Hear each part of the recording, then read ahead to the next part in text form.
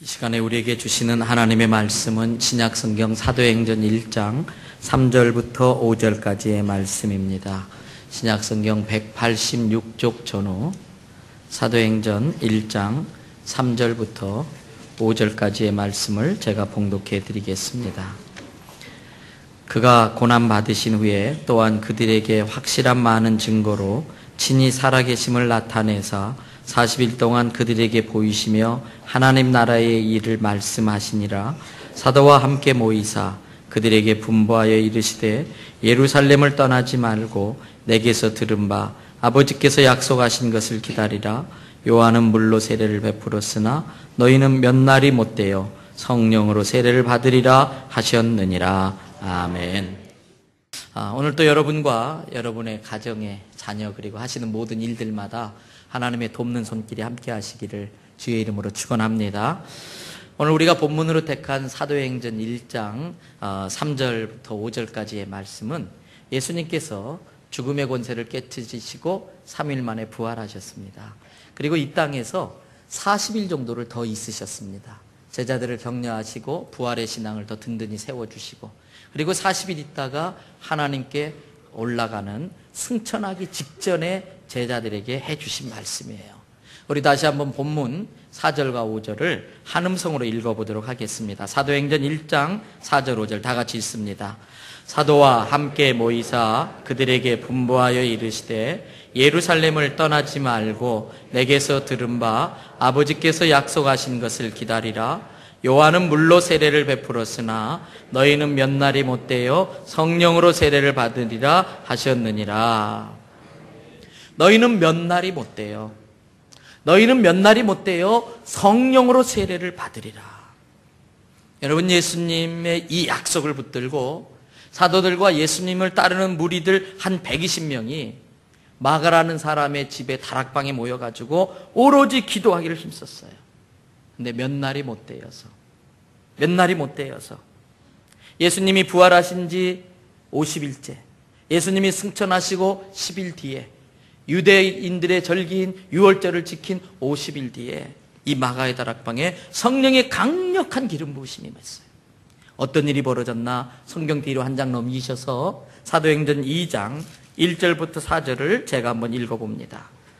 오순절 날이 이미 이름에 그들이 다 같이 한 곳에 모였더니 호련히 하늘로부터 급하고 강한 바람 같은 소리가 있어 그들이 앉은 온 집에 가득하며 마치 불의 혀처럼 갈라지는 것들이 그들에게 보여 각 사람 위에 하나씩 임하여 있더니 그들이 다 성령의 충만함을 받고 성령이 말하게 하심을 따라 다른 언어들로 말하기를 시작하니라. 할렐루야.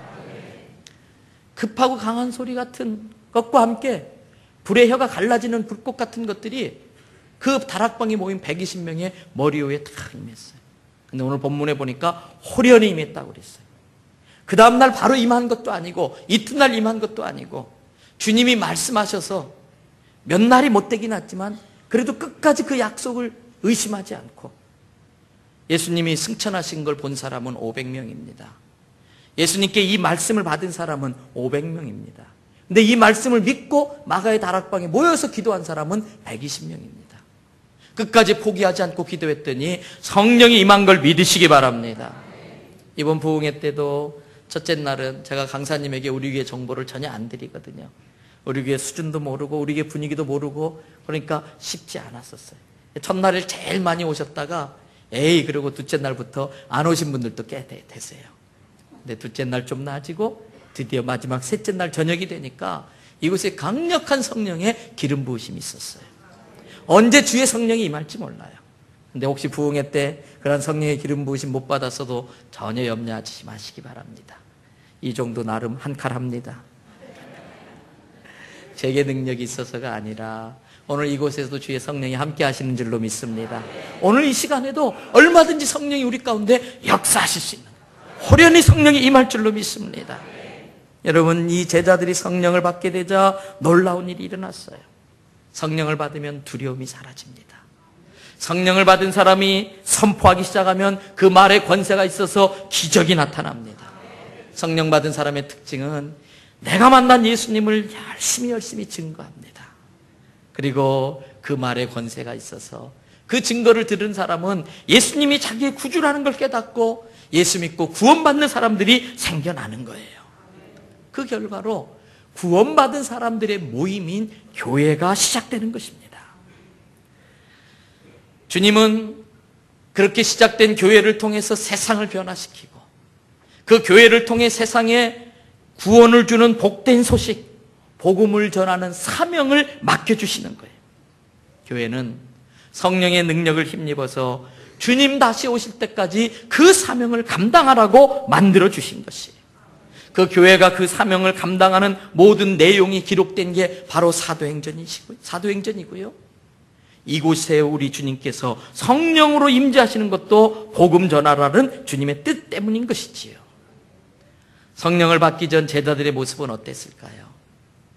예수님이 십자가에 붙잡혀서 십자가에 못 박혀 죽게 되자 제자들의 행동이 달라집니다.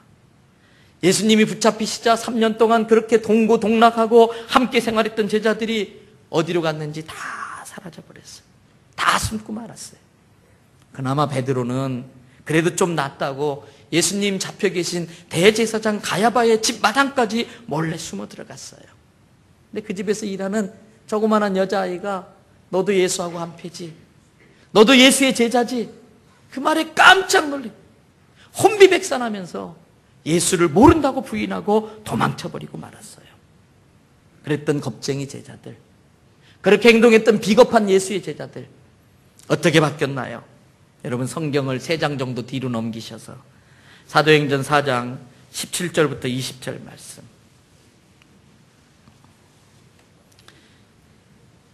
우리 다 같이 함께 읽겠습니다.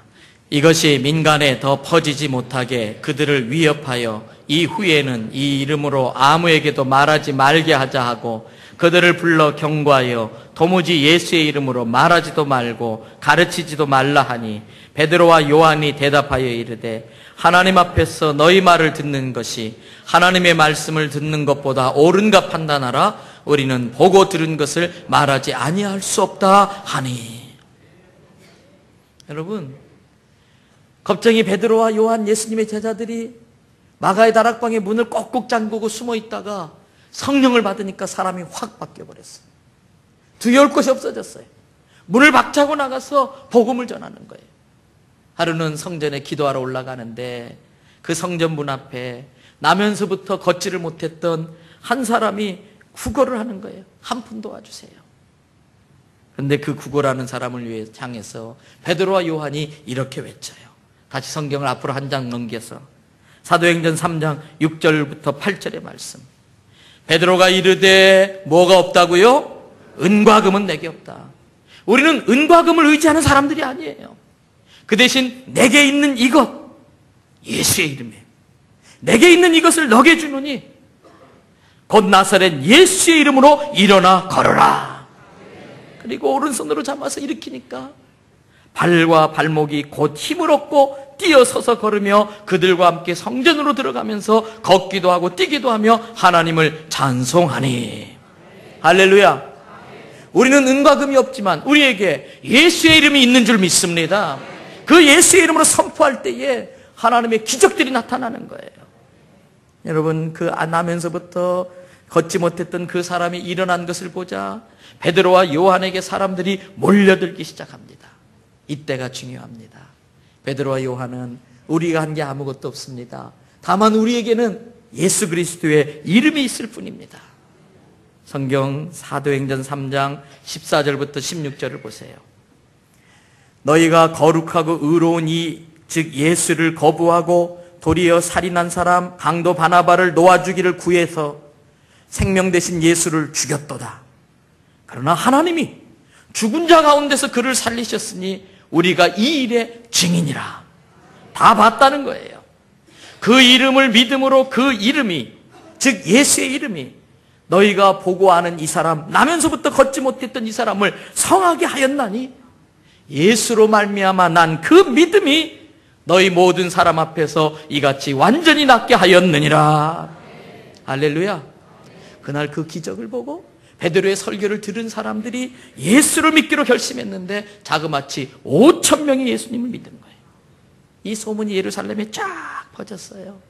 그러다 보니까 기존의 유대 제사장들과 서기관 바리새인들이 위협을 느꼈어요. 그들은 예수만 잡아 죽이면 끝나는 줄 알았습니다. 그런데 저 갈릴리 촌놈들, 두목이 잡히자 순식간에 다 숨어버린 비겁한 겁쟁이들, 학문의 학자도 모르는 무식쟁이들, 너희들이 갑자기 어디서 나타나더니 예수님이 부활했다고, 예수님이 만왕의 왕으로 다시 오신다고 막 선포하기 시작하는 거예요. 그뿐 아닙니다. 말뿐 아니라 예수의 이름으로 능력을 행하니까 사람들이 막 회개하고 예수님을 믿기 시작하는 거예요. 그 모습을 본 유대의 종교 지도자들이 당황하지 않을 수가 없어요. 그래서 베드로와 요한을 체포해가지고 그냥 그 위험이 등등한 원로원 앞에 딱 세워놓고 신문하는 거예요. 다시는 예수 전하지 말아라. 다시는 예수에 대해서 말하지 말아라. 그러나 그 순간 겁쟁이 베드로는 어디론가 사라져버렸어요. 예수를 모른다고 부인하고 도망쳤던 그 비겁한 베드로는 어디론가 온데간데 없고 오직 성령께 붙들려서 담대히 복음만 전하는 성령의 사람, 베드로와 요한이 거기에 딱 서 있는 거예요. 그리고 말합니다.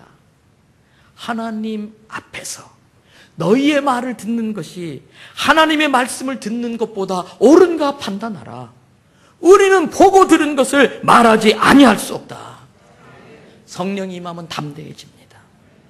성령으로 담대해지면은 십자가 복음의 증인이 되는 거예요. 십자가 복음이 뭡니까? 예수님께서 우리의 죄를 대신 지시고 나를 대신해서 십자가에 죽으신 거예요. 그 예수를 믿는 순간 내 죄가 용서되는 거예요. 예수님이 죽은 지 3일 만에 생명의 능력으로 죽음의 권세를 깨뜨리고 부활하셨어요. 그 예수님을 만난 모든 사람에게 영원한 생명, 영생을 주신 거예요. 그 영생을 지닌 자마다 하나님의 자녀, 하나님의 백성이 돼서 하늘나라에 영원히 주님과 함께 살게 된다는 그 소식, 복된 소식, 굿뉴스, 복음. 여러분, 성령을 경험한 사람은 복음의 증인이 되는 것입니다. 복음을 전하면 사람들이 그 복음을 듣고 회개하고 예수님을 구주로 영접하는 기적이 일어나는 거예요. 무엇이 기적입니까? 도무지 예수님 믿지 않을 것 같았던 내가 아침부터 부지런히 화장하고 그냥 양복 갖추어 입고 머리를 감고 온갖 멋을 타내면서 이 자리에 앉아 있는 게 기적이에요. 사람의 말로 아무리 설득해도 이 자리에 올 수 없었던 사람이 자기가 자기 발로 스스로 이 자리에 앉아 있다는 것 자체가 하나님이 살아계신 증거인 줄로 믿습니다. 이게 복음의 능력이에요. 복음이 들어가면 예수 믿는 사람들이 생기고 예수 믿는 사람들이 있는 그곳엔 교회가 생겨나요. 예수를 구주로 믿는 사람들의 모임이 교회이기 때문에 교회가 생기면 그 지역에 악한 영이 떠나는 걸 믿으시기 바랍니다. 어두움은 그리스도의 밝은 빛 앞에 있을 수가 없어요. 성도들이 있는 곳에는 사단의 세력이 떠나는 거예요. 성도들이 있는 곳에는 어둠이 물러가는 거예요. 어둠과 가난과 저주의 영이 떠나갈지어다. 여러분, 그 지역에 하나님의 축복이 임하는 거예요. 복음을 받아들이면 사람이 바뀌어요. 사람이 바뀌면 가정이 변화되는 거예요. 가정이 바뀌면 지역이 바뀌고요. 지역이 바뀌면 나라가 바뀌고 나라가 바뀌면 민족의 운명이 바뀔 줄 믿습니다. 하나님의 나라가 임하는 거예요. 이것이 복음을 받아들인 사람과 민족이 누리게 되는 축복인 것이지요. 여러분, 우리나라 반만년, 5천년 역사 자랑하는데 내세울 게 뭐가 있어요? 우리 민족을 비하하는 거 아니에요. 대단하다고 하지만은, 경복궁 대단하지만 물론 경복궁 나름대로의 멋스러움이 있어요. 중국 작은 성 가보면 기가 죽더라고요. 물론 아름다운 멋이 따로 있지만 5천년 동안 정말 가난하게 살았어요. 60년 전만 해도요, 한국전쟁 때에 저 지진난 중남 그 남미에 IT에서 우리나라에 돈을 보내줬더라니까요. 16만 5천 불. IT가 우리나라에 원조를 보내줬더라고요, 그 당시에. 필리핀이 우리나라를 도와주고요. 저 이디오피아에서 우리나라에 군대를 파견해가지고 대신 싸워주던 이 나라예요. 근데 복음이 들어오면서 기독교인 숫자가 확 늘면서 이 나라의 경제가 살아나고, 여러분 뭐라고 떠들어도요, 세계 나가면은 대한민국 하면 깜짝 놀래요. 세계 경제 7대 대국이 돼 있잖아요. 이 좁은 땅덩어리, 지하조원도 없는 이곳에서 하나님의 은혜인 줄로 믿습니다. 여러분, 복음이 들어오면 사람들이 달라져요. 인간관계가 달라지고 삶의 스타일이 달라져요. 돈 쓰는 게 달라지고 시간 사용하는 법이 달라져요. 성경 다시 앞으로 한 장 넘기셔서 그 내용이 사도행전 2장 42절부터 47절까지 나와요. 제가 읽을 때 눈으로 따라와 보시지요. 그들이 사도의 가르침을 받아 서로 어떻게 했어요? 교제하는 거예요. 떡을 떼며 오로지 어떻게 해요? 기도를 힘씁니다. 사람마다 두려워하는데 이건 나쁜 두려움이 아니라 경외함에서 나오는 두려움이에요. 사도들로 말미암아 기사와 표적이 많이 나타나니 믿는 사람이 다 함께 있어 모든 물건을 서로 통용하고 재산과 소유를 팔아 각 사람의 필요를 따라 나누어 주며 내게 여유가 있는 것들을 흘려보내면서 많은 사람들에게 주님의 이름으로 사랑을 베푸는 거예요. 날마다 마음을 같이하여 어떻게 해요? 성전에 모이기를 힘쓰고. 교회는요 날마다 바글바글 해야 돼요. 교회는 와글와글 날마다 그냥 붐벼야 돼요. 집에서 떡을 떼며 기쁨이 막 솟아나요. 순전한 마음으로 음식을 먹고 하나님을 찬미하며 그 모습을 본 주변 믿지 않는 사람 온 백성에게 칭송을 받으니 나도 예수 믿어야겠다. 나도 저 사람처럼 예수 믿고 변화돼야겠다. 우리 남편도 저 이웃집 남편처럼 예수 믿으면 달라질 수 있을까? 우리 집 애가 예수 믿으면 변화될 수 있을까? 날마다 예수 믿는 사람의 수가 더하더라. 이것이 교회예요. 주님이 약속하신 성령이 몇 날이 못되어 임하면 그 결과로 교회가 생겨나요. 사랑하는 대연성결교회 성도 여러분, 이것이 우리 주님이 세상을 변화시키고 세상을 바꾸는 방법인 것이에요. 교회를 통해서 주님은 복음을 전하고 그 복음을 통하여 사람들을 구원하고 사람들을 바꾸어 버리면 세상이 변화되는 거예요. 데모한다고 세상이 바뀌는 게 아니에요. 데모한다고 세상이 바뀌는 게 아니에요. 도둑놈 갖고 목숨 걸었던 사람들이 탈북자들에 대해서는 왜 한마디도 안 하느냐 이거예요. 왜 한마디도 안 해요? 데모한다고 되는 게 아니에요. 데모하는 사람들이 바뀌어야 되는 거예요. 우리들이 바뀌어야 되는 거예요. 그래서 주님은 그 가슴에 교회를 디자인하십니다. 주님이 디자인하신 교회가 있어요. 그 교회는 그냥 교회가 아니라 주님의 가슴 속에 있는 바로 그 교회, The Church. 그냥 평범한 A Church, 그냥 교회가 아니라 주님이 꿈꾸셨던 The Church, 그 교회가 있는 거예요. 이 세상에 그냥 교회인 A Church는 많아도 주님이 가슴 속에 디자인하셨던 그 The Church는 많지 않아요. 예수님이 목자가 되어주시고 성령님이 친히 목양하여 주시고 하나님이 함께 하셔서 지키시고 보호해 주시는 교회, 성령의 가르침에 절대 순종하고 따르는 교회, 그래서 세상의 빛과 소금이 되어 세상을 변화시키는 바로 그 교회, 그것이 주님의 가슴에 있었던 교회예요. 여러분, 저는 우리 교회가 그런 교회가 되기를 축원합니다. 바로 그런 교회가 그 사도행전에 나오는 초대교회인 것이에요. 초대교회의 특징이 몇 가지 있습니다. 첫째, 초대교회는요, 주님의 가슴에 있었던 그 교회는요, 성령이 역사하시는 교회예요. 저는 늘 새벽마다 이렇게 기도합니다. 성령님, 제가 부족합니다. 성령님께서 저를 인도하시고 저를 도와주셔야 됩니다. 성령님, 순종하겠습니다. 제게 말씀하시고 지도하여 주시옵소서. 여러분, 우리 교회는 성경에 나타난 것이라면 모든 성령의 역사하심과 그 성령의 역사하심으로 나타나는 모든 현상들을 다 수용할 것입니다. 또 아무리 전통이고 관례라 할지라도, 아무리 많은 사람이 지지한다 할지라도 성경이 말씀하지 않는 것은 다 사양할 것입니다. 성령님이 가라면 가고 오라면 올 것입니다. 지난주 새벽 기도에도 그런 말씀 드렸습니다. 어떤 분이 제게, 목사님, 제 생각에는 이렇고 저렇고, 그러면 제가 이렇게 말씀할 겁니다. 성도님, 제게 성도님의 생각은 중요하지 않습니다. 제 생각도 중요하지 않습니다. 제게 중요한 건 오직 주님의 생각입니다. 제게 중요한 건 오직 성령님의 감동인 것입니다. 여러분, 진정한 초대교회는 성령님이 마음껏 평안히 역사하시고 거기에 저를 비롯한 모든 성도들이 믿음으로 아멘하며 순종할 때에 진정한 주님이 디자인한 그 교회, 초대교회가 우리에게서도 이루어질 줄로 믿습니다. 두 번째, 초대교회는요, 순발력이 있는 교회예요. 성령님의 역사는 많은 경우에 기회로 찾아옵니다. 기회는 잡으면 기회이지만 놓치면 아무것도 아니에요. 누구에게나 기회가 주어지는데 그걸 잡지 못하니까 아무것도 아닌 걸로 만드는 거예요. 기회는 잡을 때의 기회가 되는 것이지요. 그래서 기회는 순발력이 있는 사람, 순발력이 있는 교회만이 자기의 기회로 포착할 수가 있는 거예요.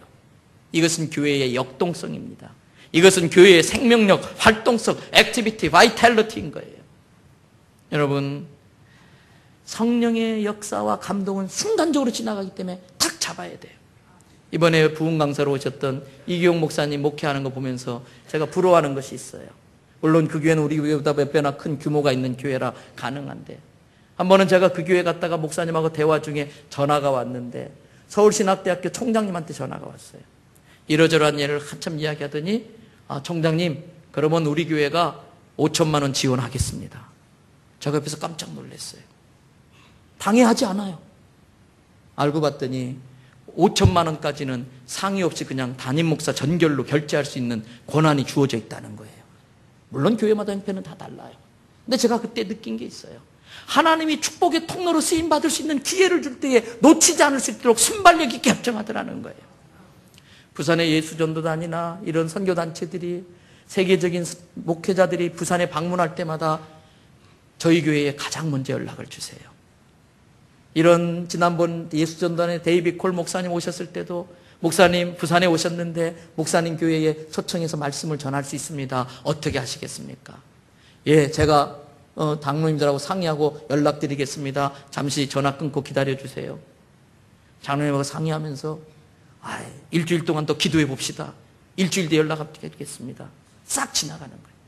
감사하게도 우리 장로님들이 그런 거 전혀 저한테 다 맡겨버리세요. 그러니까 걱정 없이 그러세요? 얼마든지 환영합니다. 오십시오. 그분들을 통해 부어주시는 성령의 기름 부심이 얼마나 많은지 몰라. 아무 교회나 받을 수 있는 은혜가 아닌 것이지요. 여러분, 어떤 교회는 맨날 회의만 하다 끝나는 교회가 있어요. 맨날 회의만 하면 회의만 될 뿐이에요. 교회는 회의하는 곳이 아니라 내 집은 만민이 기도하는 집이라는 거예요. 기도하다가 성령의 뜻을 깨달으면 믿음으로 헌신하면 되는 거예요.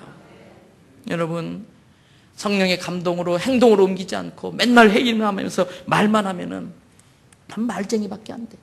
그래서 예수 안 믿는 사람들이 우리 보고 그래요. 저것들은 물에 빠져 죽으면 일만 동동 뜰 거다.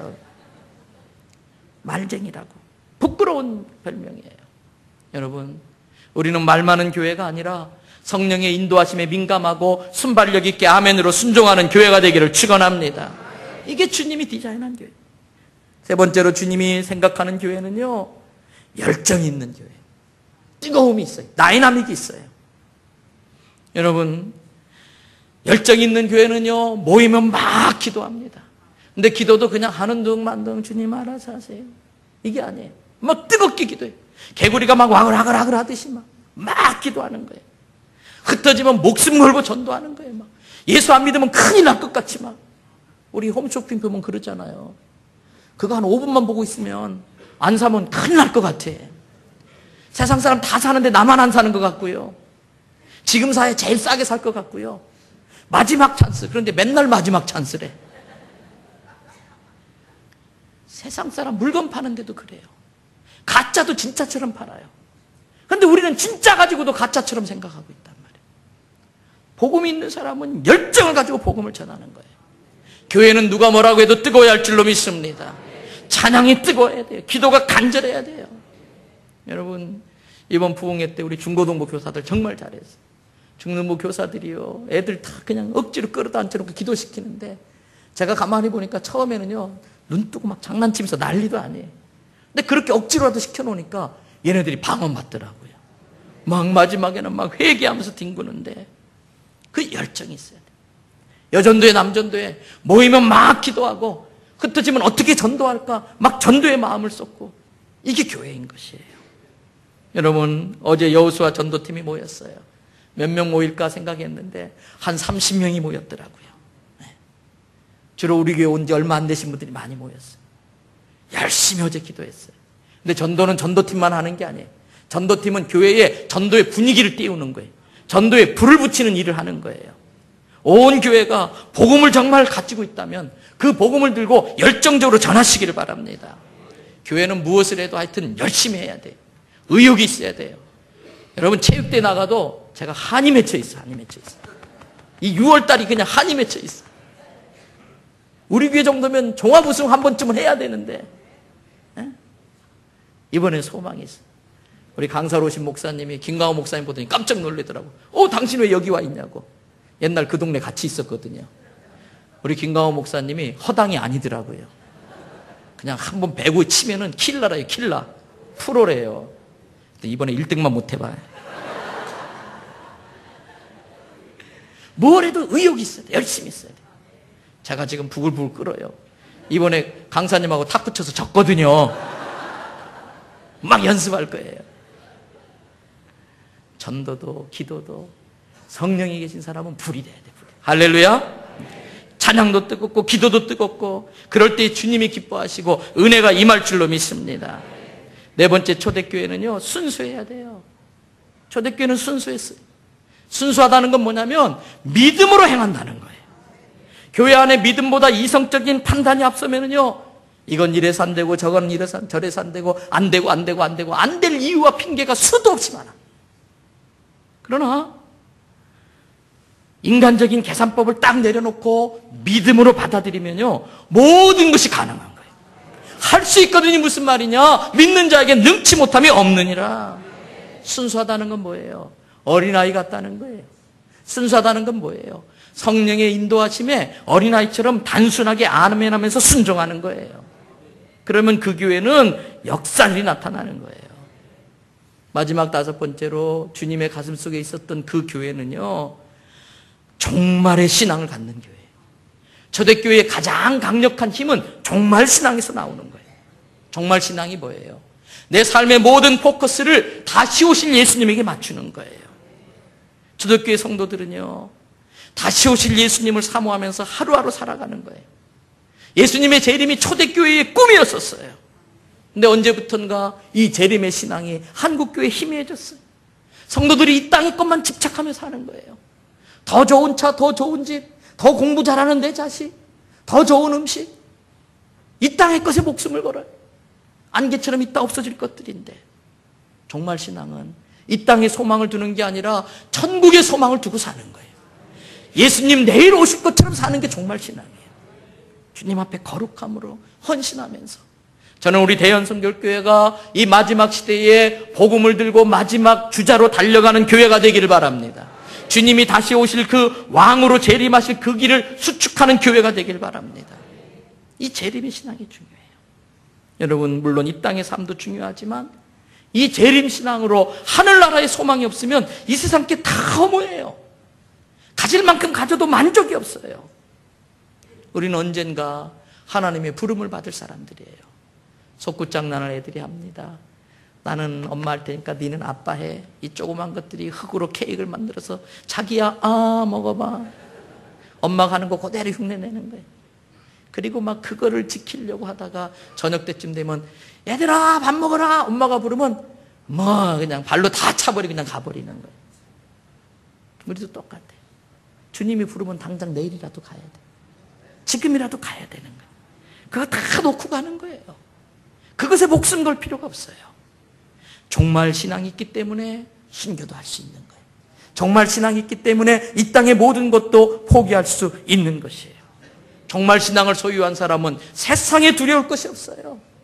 예수 전하다가 으떠터져서 죽으면 천국 가는데. 그래서 늘 제가 드리는 말씀이 있잖아요. 예수 믿다가 혹시라도 만에 하나 잘못되고 쫄딱 망해도 최소한 천국이다. 예수 믿다가 암만 잘못돼도 최소한 천국인데. 종말 신앙의 사람은 내일 일을 염려하지 않고 그날 감사하며 기뻐하며 사는 줄로 믿습니다. 저는 우리 대연의 모든 성도들이 이 종말 신앙의 가치관후에 우리의 신앙을 반드시 세우시길 바랍니다. 이것이 바로 초대교회의 모습이에요. 이것이 주님의 가슴 속에 있었던 교회예요. 늘 성령의 역사하심이 있고 거기에 순수한 열정을 갖고 순발력 있게 믿음으로 순종하면서 주님의 재림을 사모하는 교회. 저는 우리 대연교회가 주님의 가슴에 꿈꾸었던 그 꿈을 이루어지는 교회가 되기를 축복합니다. 이제 말씀을 마무리합니다. 그렇다면 성령의 세례가 그렇게 중요하다면, 성령의 능력에 덧입는 것이 그렇게 중요하다면 어떻게 해야 되는가? 다행히 이번 부흥회를 통해서 성령에 대해 우리의 마음이 많이 열려졌어요. 사모하게 되었어요. 그런데 그건 겨우 불 붙인 거예요. 이미 우리에게 불이 있었다 할지라도 사그라드는 데다가 기름을 붓고 바람 부는 것이 부흥회라면 이제부터 부흥은 이제 시작되는 거예요. 그 불을 더 지피워야 돼요. 더 퍼지게 막아게 해야 되는 거예요. 그러려면 어떻게 해야 될까? 첫째로 성령에 대한 예수님의 약속을 믿고 사모하시기 바랍니다. 성령을 마지막에 남종과 여종에게 부어주시는 게 하나님의 뜻이에요. 성령 받는 건 어려운 게 아니에요. 마지막 때에 믿음 지키며 살아가는 게 너무나 힘들기 때문에, 성령의 능력이 아니면 그렇게 살지 못하기 때문에 주님께서 우리에게 구하는 자에게 누구에게나 성령을 주시겠다고 약속했어요. 나도 성령 받을 수 있다는 믿음을 가지고 사모하시기 바랍니다. 두 번째는요, 같은 믿음을 가진 사람들이 한 곳에 모여 성령을 구하는 기도를 힘써 드리셔야 돼요. 예수님께서 예루살렘 마가의 다락방에 모여서 기도하라고 할 때에 그것이 바로 성령의 역사를 경험하게 만든 거예요. 오늘의 마가의 다락방은 이 교회예요. 그래서 여러분들이 틈날 때마다 교회 나오셔서 기도하셔야 돼요. 부흥회뿐만 아니라 평상시에도 3층 개인 기도실이 그냥 늘 차 있어야 돼요. 여전도에 남전도 할 것 없이 모이면 그냥 막 기도하는 거예요. 세 번째는 성령님은 거룩한 분이기 때문에 그 성령이 내게 임할 수 있도록 내 자신이 거룩한 그릇으로 준비돼야 돼요. 여러분, 내 차원이 아니고 하나님의 차원에서 성령이 회개케 하시는 그 수준으로 회개하면서 내 그릇이 거룩히 준비될 때에 거룩한 성령이 임하시는 거예요. 회개하는 심령마다 성령이 임하는 걸 깨달으기 바랍니다. 네 번째는요, 성령의 임재를 적극적으로 환영하며 반응하셔야 돼요. 방언에 유익이 있지요. 절대적이진 않지만. 그래서 성령께서 방언을 주시려고 하는데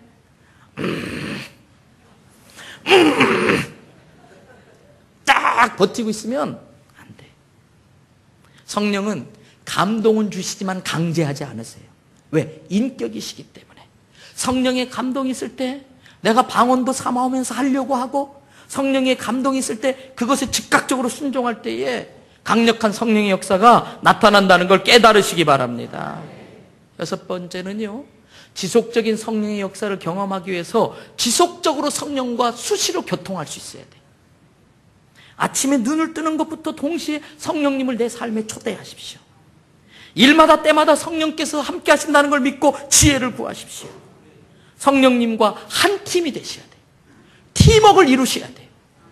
그래서 지속적인 성령께 순종할 때에 우리 안에 성령의 열매가 맺어지는 걸 깨달으시기 바랍니다.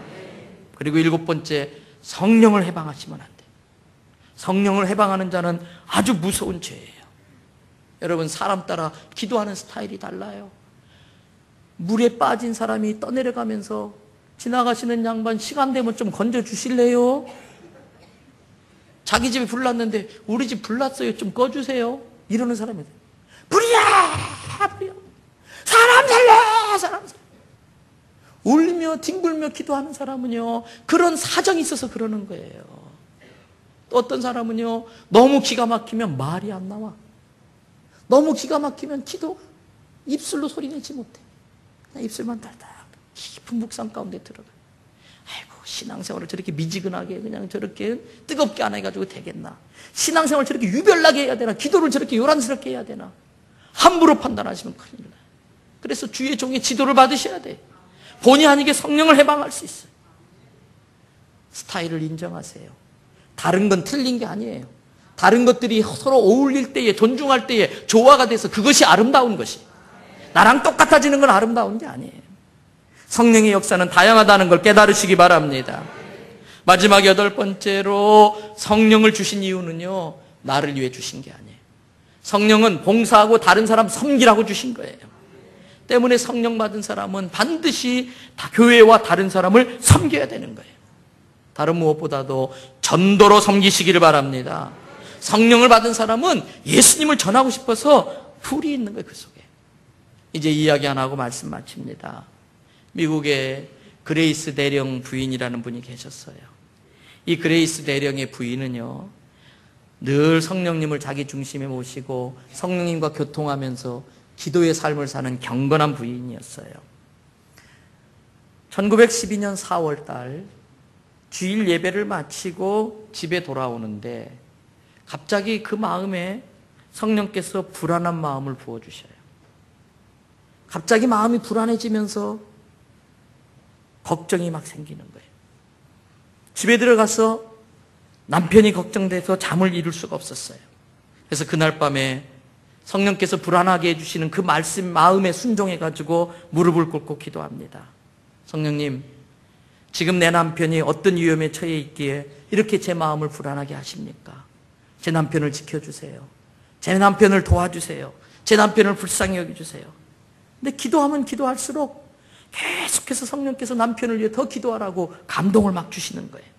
그래서 그녀가 새벽 5시까지 한잠도 자지 못하고 계속해서 남편을 기도했어요. 근데 새벽 5시쯤 되는데 갑자기 평안이 밀려오는데 성령께서 이젠 됐다. 이젠 됐다. 그래서 이 그레이스 부인이 주님 감사합니다. 감사 기도로 마무리하고서 기도를 끝냈어요. 그날 그레이스 대령은 그 유명한 타이타닉호 배를 타고 항해 중에 있었어요. 근데 이 배가 빙산에 부딪혀가지고 가라앉기 시작하는 거예요. 그레이스 대령은 한 사람이라도 더 구하기 위해서 갑판을 이리저리 뛰면서 사람들을 구명보트에 태워서 내려보냈어요. 새벽까지 그 일을 했어요. 그리고 자기는 새벽에 그 타이타닉호와 함께 배에 타고서 바다 깊이 빠져들어갔어요. 아무리 수영을 잘해도 위로 올라올 수가 없었어요. 이제는 죽는구나. 자기 아내가 떠오르고 자식이 떠오르는데 갑자기 물살이 변동되기 시작하더니 어떤 물살이 확 오면서 자기 몸이 하늘 위로 샥 솟구치는 물 위로 쭉 떨어졌다 툭 떨어졌는데 자기 옆에 구명보트가 하나 있는 거예요. 여러분, 그 구명보트를 타고 살아나게 돼요. 후에 부인과 만나서 이야기하는데 그 구명보트를 올라탄 그 순간이 바로 새벽 5시였던 거예요. 불안하게 하는 그 성령의 감동에 아내가 순종하면서 남편을 위해 중보하며 기도할 때에 하나님께서 요나를 호레벳 속에서 건진 것처럼 그 물살의 변동을 일으켜서라도 그 남편을 떠오르게 만들고 살려내 주시는 거예요. 여러분, 성령의 감동에 순종하시기를 바랍니다.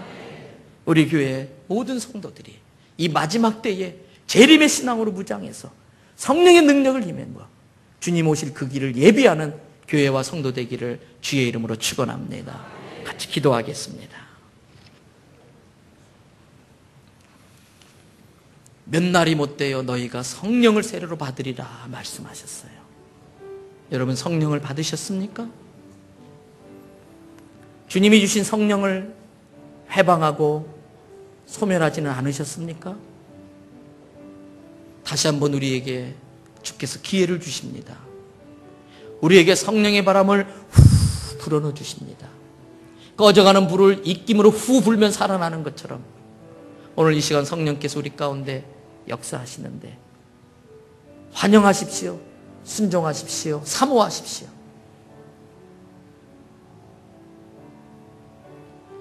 이 시간 성령님 나에게 임하여 달라고 초청하시면서 다 같이 합심으로 기도하겠습니다. 은혜와 사랑이 많으신 아버지,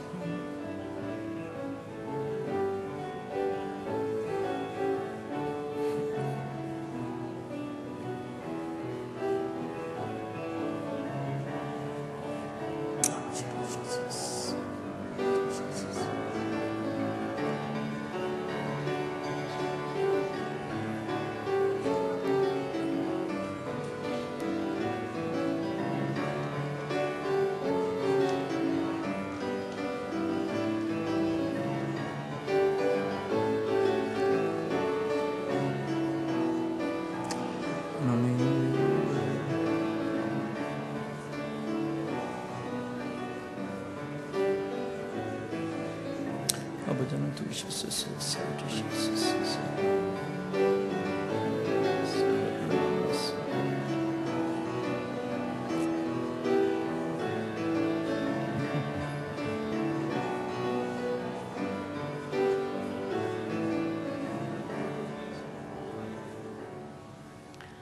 은혜로우신 아버지 하나님, 지난 주일 저녁부터 화요일 저녁까지 이곳에 주님 쓰시는 주의 종 보내셔서 우리로 하여금 성령에 대해서 알게 하여 주시고 성령의 역사에 대해서 사모하는 마음을 품게 하여 주시고 또 사모하는 자에게 성령으로 기름 부어 주셨던 것을 감사를 드립니다.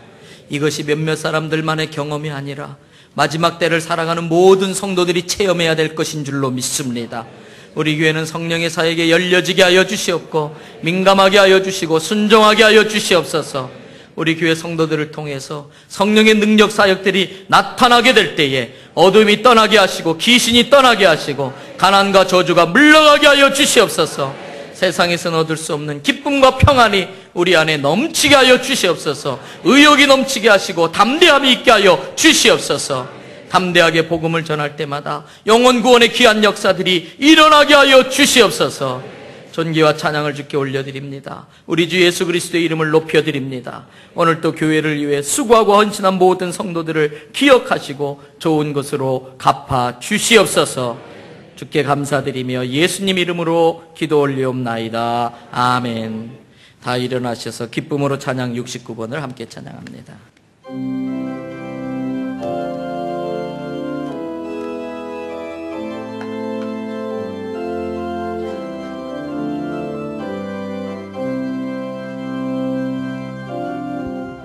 허무한 시절 지날 때 기쁜 한숨 내쉴 때 그런 풍경 보시며 다시 가는 분 있네.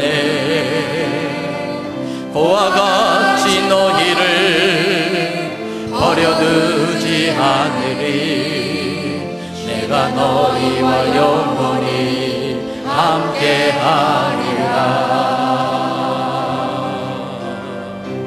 성령이 오셨네. 성령이 오셨네. 내 주에 보내신 성령이 오셨네. 우리 인생 가운데 친히 찾아오셔서 그 나라 꿈꾸게 하시네. 억눌린 자 갇힌 자 억눌린 자 갇힌 자 자유함이 없는 자 피난처가 되시는 성령님 계시네. 주의 영이 계신 곳에 참자유가 있다네. 진리의 영이신 성령이 오셔 성령님을 초청하십니다. 성령이 오셨네. 성령이 오셨네. 내 주에 보내신 성령이 오셨네. 우리 인생 가운데 친히 찾아오셔서 그 나라 꿈꾸게 하신 성령이 오셨네. 성령이 오셨네. 성령이 오셨네. 내 주위에 보내신 성령이 오셨네. 우리 인생 가운데 친히 찾아오셔서 그 나라 꿈꾸게 한 번 더 성령이 오셨네. 성령이 오셨네. 성령이 오셨네. 내 주위에 보내신 성령이 오셨네. 우리 인생 가운데 친히 찾아오셔서 그 나라 꿈꾸게 하시네.